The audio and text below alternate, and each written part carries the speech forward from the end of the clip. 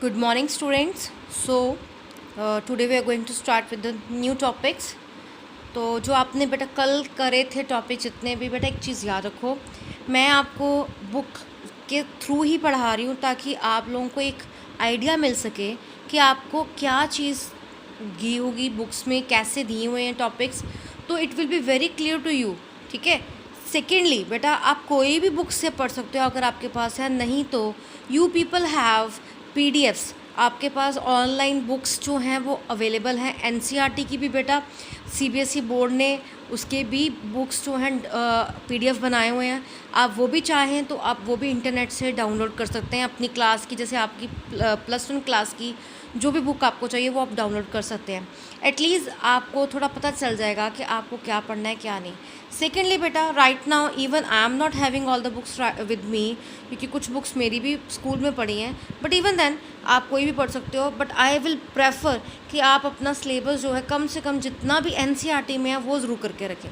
तो चलो, जब भी लॉकडाउन खुलेगा या बुक्स की शॉप्स जब भी खुलेंगी तो आप ट्राई करना, एनसीईआरटी सबके पास ज़रूर होनी चाहिए.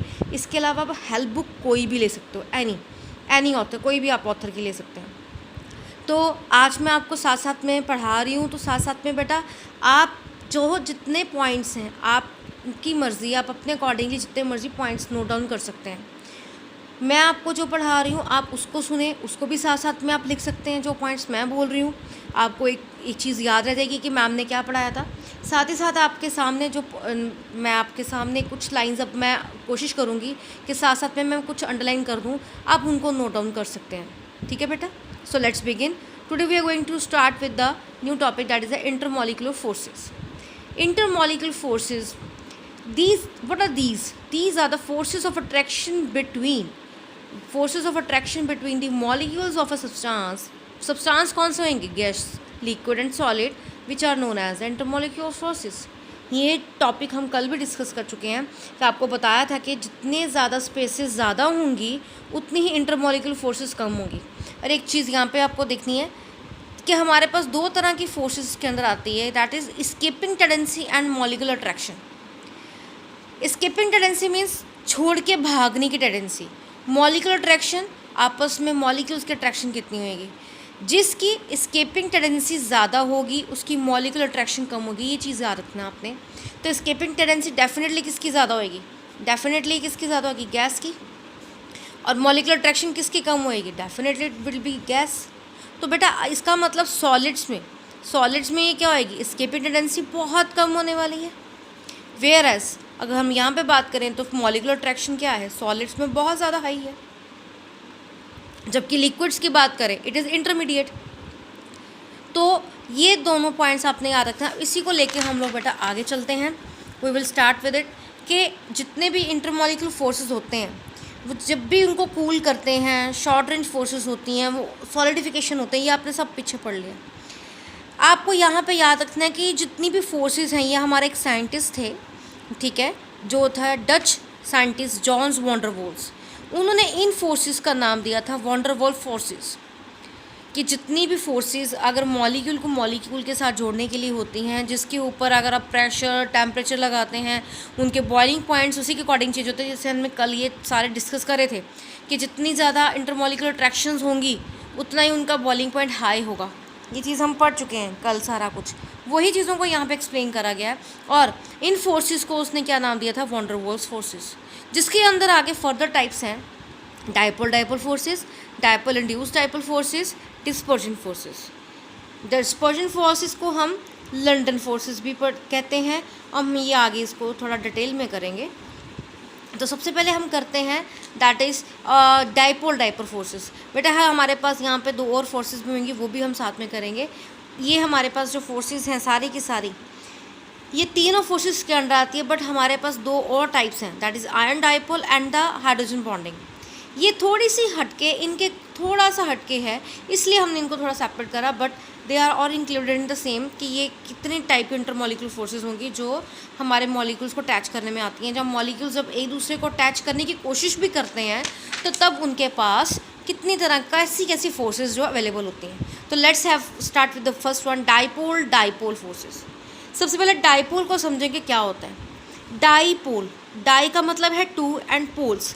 कि दो पोल्स का मतलब है कि जब हम उनके पास क्या होंगे, the compounds having atoms different electronegativities as act as a dipole. Polar जिसे हम कहते हैं, उसे कहते हैं पोलर भी। तो ये वर्ड्स बेटा याद रखते हैं, ये आपके बहुत काम आएंगे आगे फर्दर, आप बहुत बार पढ़ोगे, इसलिए अभी आप समझ लो कि पोलर मॉलिक्यूल्स कौन से होते हैं। तो पोलर मॉलिक्यूल्स में हम लोग उनकी मॉलिक्यूल स्ट्रक्चर अगर देखें तो दे आर लाइक दैट, मतलब उनका अगर एक एटम है तो उनके ऊपर क्या होगा, प्लस और नेगेटिव का चार्ज आता है। लाइक अगर मैं यहाँ पे बनाती हूँ HCl को, H के ऊपर क्या होता है, पॉजिटिव चार्ज, क्लोरीन के ऊपर क्या होता है, नेगेटिव चार्ज। सो ये क्या बन गया, डाइपोल। मीन्स यहाँ पे क्या क्रिएट हुआ, डाइपोल, और ये क्या है, पोलर मॉलिक्यूल बन गया। पोलर मॉलिक्यूल क्यों, क्योंकि A के ऊपर क्या है, H क्या है, वो पॉजिटिव है, Cl क्या है, वो नेगेटिव, और ये दोनों आपस में क्या है, आपस में जुड़े हुए हैं। तो ये दोनों मिलके, दोनों एटम्स जो है मिलके एक मॉलिक्यूल क्रिएट कर रहे हैं। वो जो मॉलिक्यूल जो क्या है, एक डाइपोल है नेचर में, क्योंकि उनके ऊपर पॉजिटिव एंड नेगेटिव चार्ज आ रहा है। तो जब भी ऐसे मॉलिक्यूल्स बनते हैं जिनके ऊपर नेगेटिव और पॉजिटिव चार्ज आ जाता है, they become the polar molecules. अब यही बात बताई जा रही है कि जब पोलर मॉलिक्यूल्स आपस में एक दूसरे के साथ जुड़ते हैं तब क्या होता है, तब उनके बीच में कौन सी फोर्सेस होती हैं, डाइपोल फोर्सेस होती है, जो यहाँ पे दिखाई गई कि मॉलिक्यूल्स लाइक ये अगर सॉलिड, अगर हमारे पास ये लिक्विड की बात करें तो लिक्विड में ये कैसे होंगे, देखो नेगेटिव पॉजिटिव की तरफ, नेगेटिव पॉजिटिव की तरफ, ये अगर इनके बीच में स्पेसेस भी हैं तब भी नेगेटिव और पॉजिटिव एक दूसरे के आसपास ही रहेंगे। तो नेगेटिव और पॉजिटिव आपस में एक दूसरे को खींचते हैं, ये आपको पता है कि नेगेटिव और पॉजिटिव दोनों ऑपोजिट चार्जेस होते हैं, इसलिए वो एक दूसरे को खींचेंगे। अगर हम सॉलिड की केस में बात करें तो सॉलिड में क्या होगा, सारे मॉलिक्यूल्स आपस में आसपास होंगे। तो आप देख सकते हो वो भी कैसे हैं, पॉजिटिव नेगेटिव, और नेगेटिव के साथ क्या है, पॉजिटिव है। आप देख सकते हो ऊपर से नीचे भी देखें तो ऊपर पॉजिटिव तो नीचे भी क्या है, नेगेटिव है। तो मीन्स अगर आप एक मॉलिक्यूल को भी लेते हैं, उसके अराउंड जितने भी चार्जेस, जैसे आप एक ये मॉलिक्यूल ले लो तो इसके अराउंड जितने भी चार्जेस आप देख सकते हो, नेगेटिव के पास पॉजिटिव है, अब इस नेगेटिव के पास इधर पॉजिटिव, इस पॉजिटिव के पास इधर नेगेटिव है, और इधर नेगेटिव है। तो इट मीन्स अगर एक भी मॉलिक्यूल उसको सराउंड कर रहा है तो वो हमेशा उसके चार्जेस को देख के सराउंड करेगा। तो ये क्या देता है, this will give a rise to the dipole forces, क्योंकि उनके ऊपर जो इलेक्ट्रिकल फील्ड्स हैं because of the partial charges, इसको हम बेटा ये भी कहते हैं these are having the partial charges. इसको हम इस तरह से रिप्रेजेंट करते हैं, positive and it is a negative, it is said to be the partial charges, partial positive and partial negative. तो यहाँ पे पार्शियल जो चार्जेस हैं वो क्या कर रहे हैं, डाइपोल फोर्सेस को जो है they are giving rise to the dipole forces. और आपको ये सब पता है कि हमेशा पॉजिटिव और नेगेटिव पोल आपस में क्या करते हैं, अट्रैक्ट करते हैं, ठीक है बेटा। और इन इंट्रैक्शंस को और भी क्या बोला जाता है कि सोम फोर्सेस भी बोला जाता है, क्योंकि ये फर्स्ट टाइम जो कि सोम में स्टडी की थी इसलिए। अब इनकी इंट्रैक्शंस जो है बेटा, ये आप बेटा यहाँ तक इसको बस पढ़ लें तो बहुत है। वी नीड सिर्फ इतना ही पैराग्राफ हम पढ़ेंगे, इससे ज़रा हम कुछ नहीं करेंगे। हाँ, एक चीज़ और आपको बताती हूँ, यहाँ पे हम एक चीज़ और पढ़ेंगे, डाइपोल का फॉर्मूला क्या होता है। इट इज़ अ डाइपोल का फॉर्मूला हमारे पास है Q/L। और आप अगर हम यहाँ पे बात करें, Q क्या है, Q is the that is the charge and L is the that is the distance.